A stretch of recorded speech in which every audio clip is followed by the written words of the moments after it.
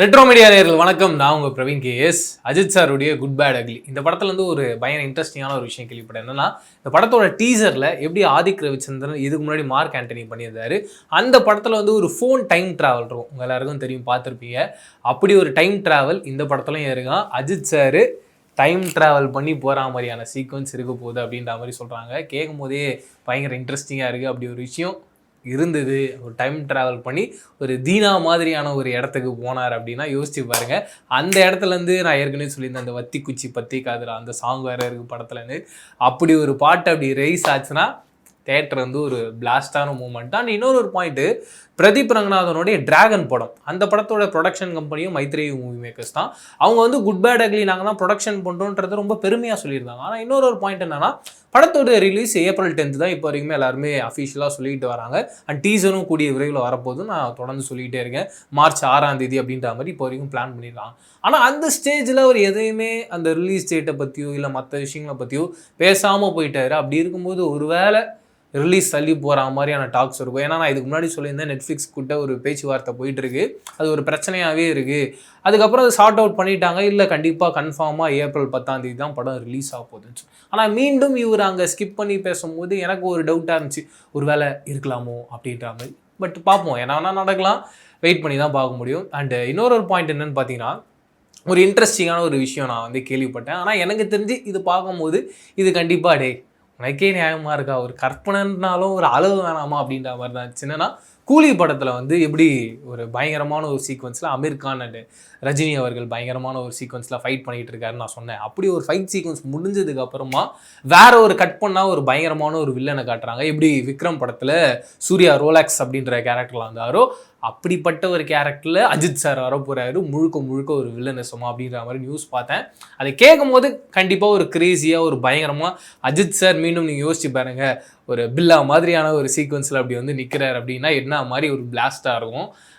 அது கேட்கும் போதே பயங்கர கிரேசியாக இருந்தால். ஆனால் இன்னொரு பக்கம் யோசிச்சு பார்க்கும்போது இதெல்லாம் நம்புற மாதிரியா இருக்குது கோபி அப்படின்ற மாதிரியே இருந்துச்சு. பட் இருந்தாலும் இதை உங்ககிட்ட ஷேர் பண்ணணும் அப்படின்னு நினச்சேன். இன்ட்ரெஸ்டிங்காக இருந்தது கேட்கும் போது, அதனால் அதை சொல்லணும்னு நினச்சேன். அண்டு அமரனுடைய அந்த 100வது நாள் விழாவில் ஜிவி பிரகாஷ் கிட்ட நம்ம ஆடியன்ஸ் தலை ரசிக்கிறாங்க இருந்து ஒருத்தர் கேட்குறாங்க, சார் குட் பேட் அக்லி படத்தோடைய மியூசிக் ஒர்க் எப்படி போயிட்டுருக்கு அப்படின்னு சொல்லிட்டு.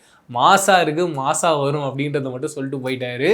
இதுக்கு மேலே என்ன வேணும், செல்லத்தை தூக்குங்கடா அப்படின்ற மாதிரி பயங்கர சந்தோஷமாக இருந்துச்சு. ஒன்று பிளாஸ்டாக ஒன்று நடந்துகிட்டு இருக்குது அப்படின்றது தெளிவாக நம்ம கண்கூடாக பார்க்க முடியுது, அவங்க சொல்கிறது மூலிமா கேட்க முடியுது. அப்படின்ற போது ஃபுல் எனர்ஜி, ஃபுல் கூஸ் பம்ப்ஸில் தான் இருக்கேன்.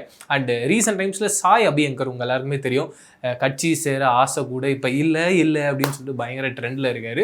தொடர்ந்து ஒரு ஏகப்பட்ட லைனப்ஸில் இருக்கார். அவருடைய ரீசெண்டான இன்டர்வியூவில் அவர் என்ன சொல்லியிருக்காருன்னா, நான் ரீசெண்ட் டைம்ஸில் விடாமுயற்சி படம் பார்த்துருந்தேன், எனக்கு படம் ரொம்ப பிடிச்சிருந்துச்சு. முக்கியமான பாயிண்ட்டு, அவரும் அஜித் சாரோடைய ஃபேன் அப்படின்னு சொன்னது தான். அவர் அதை சொல்லும் போது அப்படி ஒரு சந்தோஷம் அவர்கிட்ட அஜித் சாரை பற்றி பேசும்போது பயங்கரமாக இருந்தது. நீங்களும் நிறைய பேர் அதை பார்த்துருக்கலாம். பார்க்காம இருக்கவங்க தயவு செஞ்சு அந்த இன்டர்வியூ போய் பாருங்கள். எனக்கு ரொம்ப பிடிச்சிருச்சு அவர் பேசின அந்த இதெல்லாம். அதையும் உங்ககிட்ட ஷேர் பண்ணிக்கணும்னு நினச்சேன். அண்டு ஜனநாயகம் இந்த படத்தோடைய ஷூட்டிங் இப்போ மகாபலிபுரத்தில் பயங்கர விறுவிறுப்பாக போயிட்டுருக்கலாம். கடைசி ஷெட்யூல் ஆஃப் ஷூட்டிங் தான் இப்போ போயிட்டுருக்கு. பயங்கர இன்ட்ரெஸ்டிங்கான சீக்வன்ஸ், மிக முக்கியமான ஆக்ஷன் சீக்வன்ஸ்லாம் ஷூட் பண்ணிகிட்டு இருக்காங்க ஒரு பக்கம். அண்ட் இன்னொரு பக்கம் இந்த படத்துலையும் ஒரு பயங்கரமான ஒரு கேமியோ ரோல் இருக்குது. அந்த கேமியோ ரோலுக்கு ஜெயிலரில் எப்படி சிவராஜ்குமார் வந்தார், அப்படி ஜெயிலரில் வரா மாதிரியே சிவராஜ்குமாரை அப்ரோச் பண்ணியிருக்காங்க. அண்ட் கடைசி கட்டத்தில் சிவராஜ்குமாரால் டேட்ஸ் தர முடியல அப்படின்ற மாதிரியான ஒரு சூழ்நிலை வந்துருச்சு. அதுக்கப்புறமா டோலிவுட் சூப்பர் ஸ்டாரான மகேஷ் பாபு அவர்கிட்ட அப்ரோச் பண்ணியிருக்காராம். மகேஷ் பாபும் ஓகே சொல்லியிருக்காங்க. ஒரு எக்ஸ்டெண்டட் கேமியாவே இது இருக்கும் அப்படின்ற மாதிரி இருக்குது.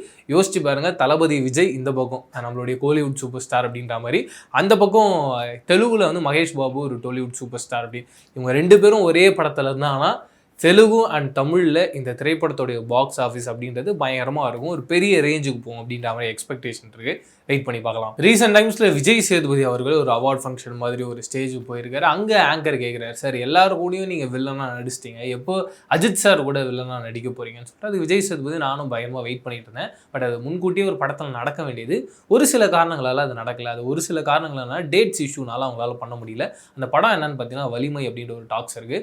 அண்ட் இது மட்டும் இல்லாமல் அடுத்து ஒரு பயங்கரமான ஒரு விஷயம் நடக்க போகுது. என்ன அப்படின்னு பார்த்தீங்கன்னா, கண்டிப்பாக அஜித் சார் அண்ட் விஜய் சேதுபதி ஒரு படத்தில் இணைவாங்க அப்படின்ற டாக்ஸ் இருக்குது. அந்த படமே அப்படின்றது வந்து KGF இயக்குனர் பிரசாந்த் நீல் அவருடைய டைரக்ஷனில் அஜித் சார் கண்டிப்பாக ஒரு படம் பண்ண போகிறாரு. அது KGF சினிமாட்டிக் யூனிவர்ஸில் வரப்போகுதுன்றது நம்ம ஏற்கனவே சொல்லியிருந்தோம். அந்த படமாக இருக்க வாய்ப்பு இருக்குன்ற மாதிரிலாம் சொல்கிறாங்க. அப்படி ஒன்று நடந்ததுன்னா கண்டிப்பாக உலக சினிமா வியக்க ஒரு படம் உருவாக போகுதுன்றதில் சந்தேகமே இல்லைன்றது மட்டும் நான் சொல்லிக்கிறேன். அண்டு வாடிவாசல் இந்த படத்தோடைய ஷூட்டிங்கே இந்த வருஷம் ஆகஸ்ட்டுக்கு அப்புறமா ஸ்டார்ட் பண்ணும், ஒரு அக்டோபருக்குள்ளே அப்படின்ற மாதிரி பிளான் பண்ணியிருக்காங்க. அண்டு வெற்றிமாறன் ரோபோட்டிக்ஸில் ஒரு பிளான் பண்ணியிருக்காங்க. ரோபோட்டிக்ஸ் இங்கே வர வச்சு அதுக்கப்புறம் அதன் மூலியமாக அந்த புல்லெல்லாம் ரெடி பண்ணி அதுக்கப்புறம் அந்த புல் அண்டு சூர்யாவுக்குமான அந்த சீக்வன்ஸ்லாம் ஷூட் பண்ணுன்ற மாதிரி பிளான் பண்ணியிருக்காங்க. அதுக்கான ரீசன் என்னென்னா படம் முழுக்க டைட்டிலாகவே வாடிவாசலில் சுற்றி இருக்கனால நிறைய ஆக்ஷன் சீக்வன்ஸ்லாம் இருக்குது. அப்போ எந்த விதமான பிரச்சனைகளும் இருக்கக்கூடாது, ரொம்ப நீட்டாக இருக்கணும் அப்படின்ற மாதிரி ட்ரை பண்ணுறாங்க. பட் இது எந்த அளவுக்கு இம்ப்ளிமெண்ட் ஆகும் அப்படின்றது தெரியல. ஏன்னா இதெல்லாம் சொல்லும் போது பட்ஜெட்டாகவே மிகப்பெரிய ஒரு ஹை லெவலில் இருக்குது. அண்ட் வெற்றிமாறனுடைய படம் தான் நம்ம இது வரைக்கும் ஒரு 1 இயராவது மினிமம் ஷூட் பண்ணுவார். ஏன்னா ஒரு கேரண்டியான ஒரு அழகான ஒரு கண்டென்ட் வரணும் அப்படின்றது ரொம்ப கரெக்டாக பேக் பண்ணணும்னு நினைப்பேன்.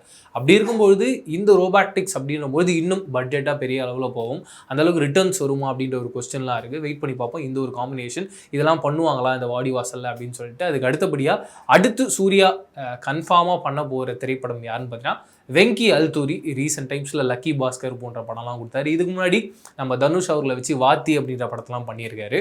அவருடைய டைரக்ஷன்லாம் நடக்க போகுது ஒரு ஹைஸ்ட் த்ரில்லர். இந்த ஹைஸ்ட் த்ரில்லரில் ஒரு நாகவம்சி அப்படின்ற ப்ரொடக்ஷன் கம்பெனி தான் இந்த ப்ரொடக்ஷன் பண்ணுறாங்க. அண்ட் இந்த படத்தோட ஹீரோயினா பாக்யஸ்ரீ நடிக்கிறாங்க அப்படின்ற அப்டேட் கிடச்சிருக்கு. பாக்யஸ்ரீ தொடர்ந்து தெலுங்குல ஒரு பயங்கர ஃபேமஸான ஒரு ஹீரோயினாக வந்துகிட்டு இருக்காங்க.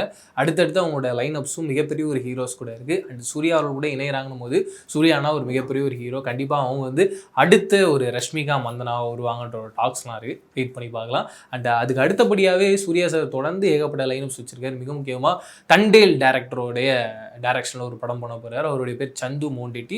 அந்த ஒரு லைனப்பும் ஒன்று இருக்குது. அதுக்கப்புறம் அமல் நீரத் அவர்கிட்டையும் ஒரு கதையை கேட்டிருக்காரு. அவர் ஒரு மலையாள டைரக்டர். அவர்கிட்டையும் ஒரு லைனப் இருக்குது. அதுக்கப்புறம் எப்படின்னு சொல்லிட்டு ஒரு பெரிய லிஸ்ட்டாக ஒன்று போயிட்டே இருக்குது. அப்படி ஒரு ரொம்ப பிஸியான ஒரு ஆக்டராக வந்து சூர்யா சார் இருக்கார் அப்படின்னு நினைக்கும் போது பயங்கர ஹாப்பி.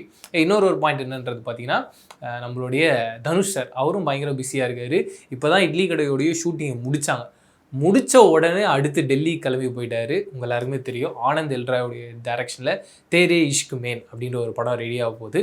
டெல்லியில் ஒரு 2 வாரம் ஷூட்டிங்கை பிளான் பண்ணியிருக்காங்க. அதில் அவருடைய ஃபோட்டோஸ்லாம் பார்த்தேன். மனுஷன் ஏதாவது பண்ணுறாரா என்னன்றது தெரியல. டக்குன்னு ஒரு 20 வயசு 22 வயசு பையன் மாதிரி மாறிடுறாரு. அப்படியே இருந்தார். அவ்வளோ அழகாக இருந்தார். பார்க்கும்போதே ரொம்ப சூப்பராக இருந்தது. அப்படி ஒரு சீக்வன்ஸ் வந்து ஷூட் பண்ணிக்கிட்டு இருக்காங்க. அதுக்கப்புறம் 2 வாரத்துக்கு அப்புறமாவும் ஃபாரின் லொக்கேஷன்ஸ்லாம் ஷூட்டிங்கை பிளான் பண்ணியிருக்காங்க. அண்ட் இந்த கதையாகவே என்ன சொல்கிறாங்கன்னா ஒரு லவ் வார், அதை தாண்டி ஏரோப்ளைனை சுற்றி நடக்கிற ஒரு கதையாக அந்த கதை இருக்கும் அப்படின்ற மாதிரி சொல்கிறாங்க. அதை பேஸ் பண்ண ஒரு கதையாக இருக்கும் அப்படின்ற மாதிரி டாக்ஸ்லாம் இருக்குது.